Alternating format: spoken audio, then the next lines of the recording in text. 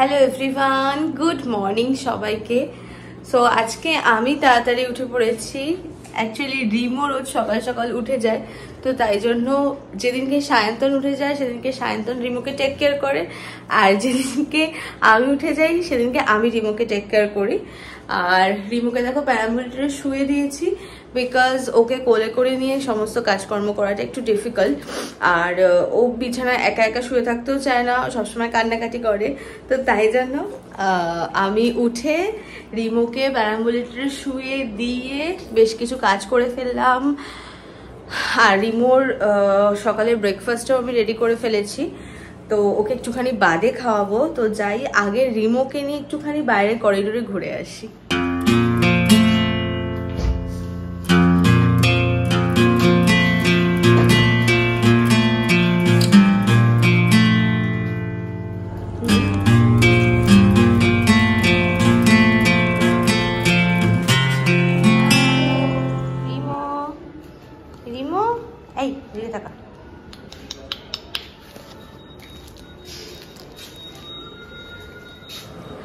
আজকে সকাল সকাল না কাজল দিও চলে এসেছে। রোজ কাজল দি আসার পরে কাজল দিকে ওয়েট করতে হয়, বিকজ আমরা যেহেতু ঘুমাই।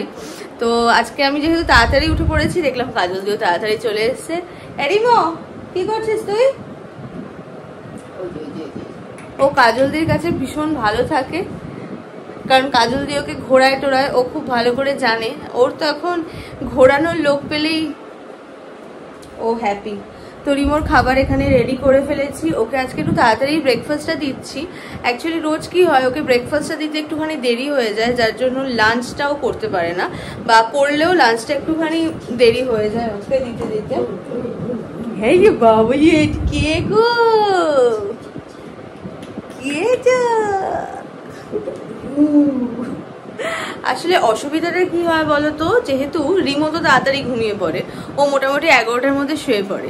ও শোয়ার পরে আমরা খাওয়া দাওয়া করে শুতে শুতে মোটামুটি আমাদের 1টা তো বাজেই। তারপরে শুয়ে মনে হয় একটুখানি ফোন টোন দেখি, তো 1:30 2 হয়ে যায়।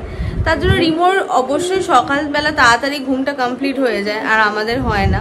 তো রোজ রোজ সায়ন্তনই ওঠে। তো আজকে ভাবলাম আমার যখন ঘুমটা ভেঙে গেছে, তো আমি উঠে পড়ি আজকে। আর বেচারা এখনো ঘুমাচ্ছে, আজকে ওকে একটুখানি ঘুমাতে দিয়েছি।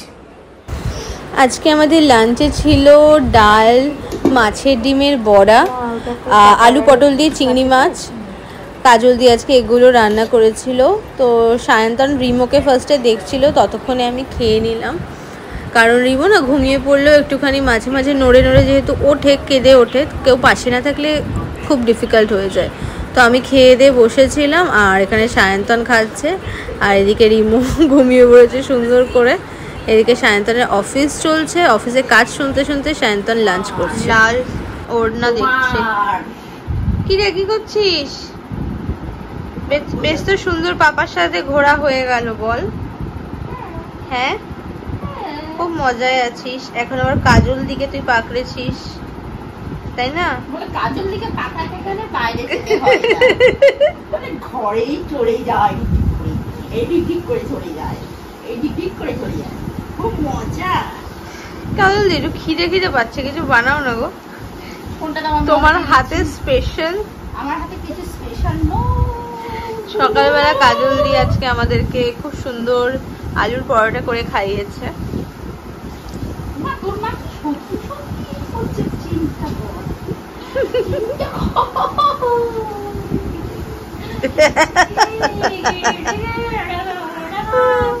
দেখো, ওর কোনো ব্যাপার নেই, পুরো চুপ।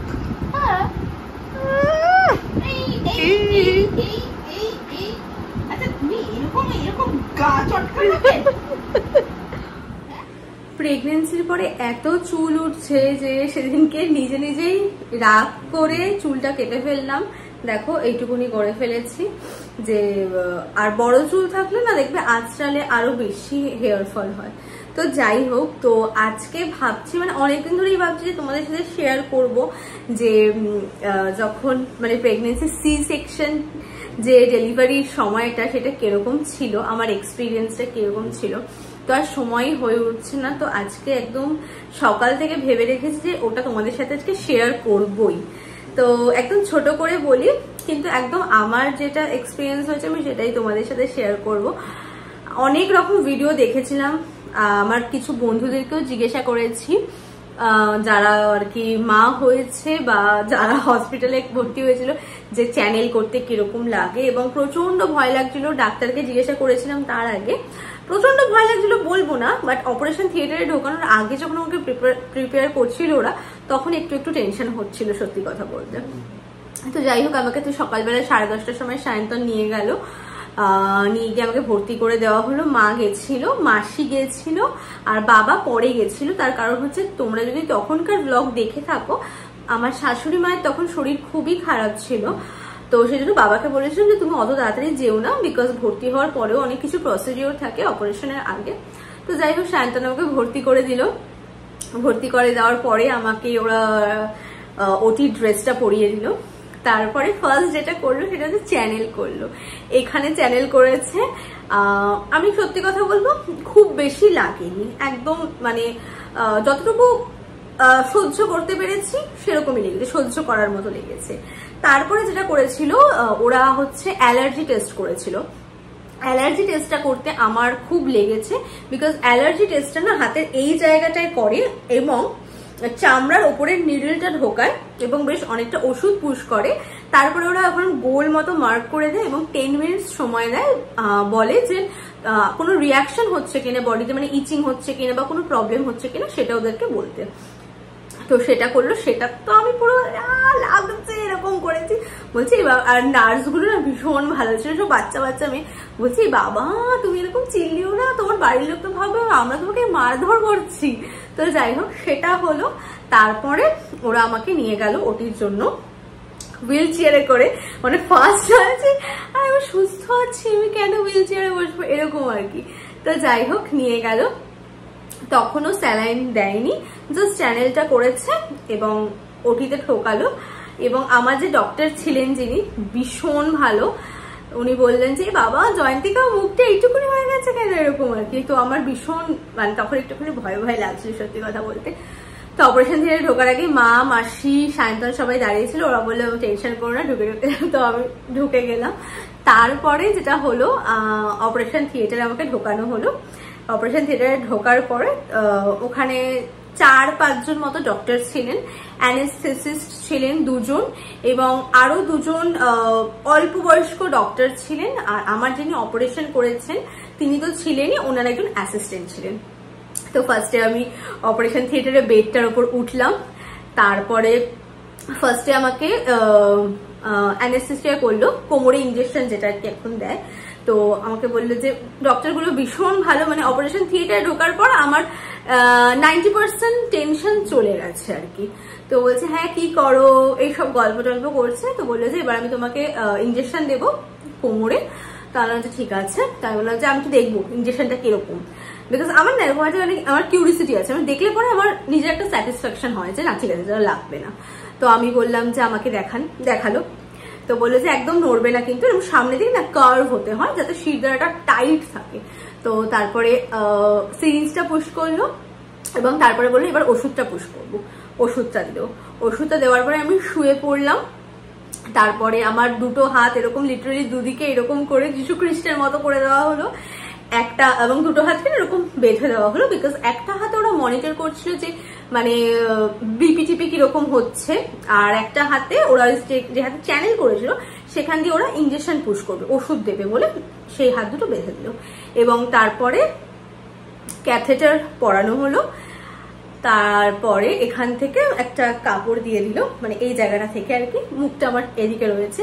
তারপরে আমি ডাক্তারবাবুকে বললাম ডাক্তারবাবু আমার পাটা অবশ হয়নি, মানে এই সবকিছু করতে 1 মিনিট মতো সময় লেগেছে, খুব তাড়াতাড়ি, খুব ফাস্ট। ডাক্তারবাবু আমার পাটা অবশ হয়নি। তো ডাক্তারগুলো এত ভালো ছিল, আমাকে জাস্ট এরকম করে গালে হাত দিয়ে বললো যে তোমার জাস্ট এরকম যে তুমি ফিলটা পাচ্ছ এটা একটুখানি ফিল হবে, তারপরে তুমি কিচ্ছু বুঝতে পারবে না। তো তারপরে ডাক্তারবাবু অপারেশন শুরু করলেন। আমি জাস্ট কাটার সময় ফার্স্ট 2বার একটা হালকা সুরসুরি টাইপের ফিল করেছি। তারপরে উইদিন আই থিঙ্ক 5-6 মিনিটের মধ্যে একটা ডক্টর আমাকে বলল যে তুমি 10 কাউন্ট করো। তো তখন আমি বুঝতে পেরেছি যে এবার বাবু আসতে চলেছে। তারপরে এখানটা দিয়ে না একটা প্রেশার দেয়, বিকজ বেবিটার মাথাটা থাকে তো, ওটা একটু বের করার জন্য ওরা এখানে প্রেশার দেয়। তো আমাকে বললাম আমি একটু প্রেশার দেবো এখান দিয়ে, একটু লাগতে পারে, বাট একটুও লাগেনি। তো আমি 10 কাউন্ট করলাম, এখানে চাপটা দিল, আর রিমো বেরোলো, এবং বেরোনোর সাথে সাথে প্রচন্ড কান্না। আর এখান থেকে জাস্ট কাপড়টা তুললো, তুলে রিমোকে দেখালো, বললো যে ছেলে হয়েছে না মেয়ে হয়েছে, তাই বললো যে ছেলে হয়েছে। ব্যাস এই হয়ে গেল। তারপরে হচ্ছে স্টিচ করতে তো প্রচুর টাইম লাগলো, স্টিচ করলো, তারপরে আমাকে বেডে দিয়ে দিল। মারা দাঁড়িয়েছিল, মারা বললো ঠিক আছে, আমি বলছি হ্যাঁ ঠিক আছে। ওরা বাড়ি চলে গেছিল, বিকজ ভিজিটিং আওয়ার্সটা ছিল আমার বিকেলবেলা 5টার সময়, আর রিমো হয়েছে 12:59 এরকম নাগাদ। তো যাই হোক আমাকে তো বেড়ে দিল। 4টের সময় আমার জ্ঞান এসছে, এবং তারপরে প্রচন্ড পেইন, মানে এটাই আমি বলবো।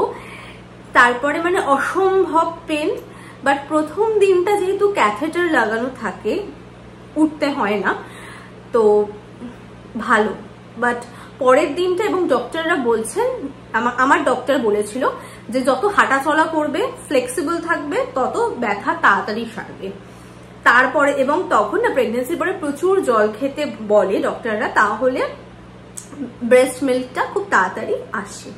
তো প্রচুর জল খেতে হয়, এবং বারবার বাথরুম, ওই বিছানা থেকে মানে বেড থেকে নামা এবং ওঠা মানে মারাত্মক কষ্ট। উঠে বসে খাওয়া, সবকিছু নিজে নিজে করতে হবে। পেটের তলপেটে যেহেতু কাটে, ওই মাসেলটা দিয়ে তো আমাদের উঠে বসা, শোয়া, হাঁটা চলা সবকিছু হয়। তো মানে 2 দিন মানে আমি খালি ভাবছি কি করে কমবে, কি করে কমবে, এইরকম আর কি আমি ভাবছি। কিন্তু যাই হোক 4 দিনের দিন ছেড়েছে, কারণ রিমোর না একটুখানি ইসে ধরা পড়েছিল, জন্ডিস ধরা পড়েছিল, যার জন্য ওকে একটা রাত রেখেছিল। তো তারপরে 2 দিন হলো, তারপরে ব্যথাটা অনেকটা কমলো। বাড়িতে ছাড়ার পরে 7 দিন রেস্ট নিতে বলেছিল, তারপরে থেকে নর্মাল হাঁটা চলা, ওপর নিচ আমি তো সবই করেছি। মানে রিমোকে নিয়ে ছাদে যেতাম, যেহেতু রিমো শীতকালে হয়েছিল, ওকে বলেছিল রোদ লাগাতে, যেহেতু জন্ডিস ধরা পড়েছিল।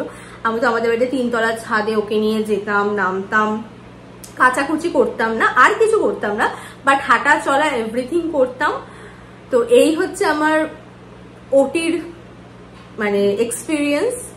আমার তো খুব ভালো এক্সপিরিয়েন্স, আই হোপ তোমরাও এটা বলবে। শুধু অপারেশনের পরে 2 দিন একটু কষ্ট। তো যারা মা হতে চলেছ তারা একদম টেনশন করো না। আই হোপ তোমরা যদি আমার ভিডিওটা দেখো তোমাদের খুব ভালো লাগবে, এবং তোমরা একদম টেনশন করো না। আমি বলবো চিন্তার কিচ্ছু নেই, সবকিছু ভালো করেই হবে। এবং আমরা যেটা ভয় পাই, ব্যথা লাগবে, এই হবে ওই হবে, কিচ্ছু হবে না, সব ঠিক হয়ে যাবে। তো তোমরা আমার ভিডিওটা যদি দেখো এবং তোমাদের যদি হেল্প হয়, যদি তোমাদের ভালো লাগে, তাহলে প্লিজ লাইক করো, কমেন্ট করে জানিও কেমন লাগলো ভিডিওটা, আর আমার চ্যানেলটা সাবস্ক্রাইব করে দিও। আর একটা কথা যেটা বলবো সেটা হচ্ছে, আমার চ্যানেলে এখন 30,000 সাবস্ক্রাইবার কমপ্লিট হয়েছে, এবং আমি আমার ইউটিউব থেকে ফার্স্ট পেমেন্টও পেয়ে গেছি। সো থ্যাংক ইউ তোমাদের সবাইকে। তোমরা না থাকলে কিন্তু সত্যি এটা কখনোই সম্ভব হতো না। তো থ্যাংক ইউ আমাকে এত সাপোর্ট করার জন্য। আর যারা নতুন চ্যানেলটা দেখছো, চ্যানেলটা সাবস্ক্রাইব করে দিও। তো চলো আজকের মতো টাটা, আবার নতুন ব্লগে দেখা হবে। তো টাটা।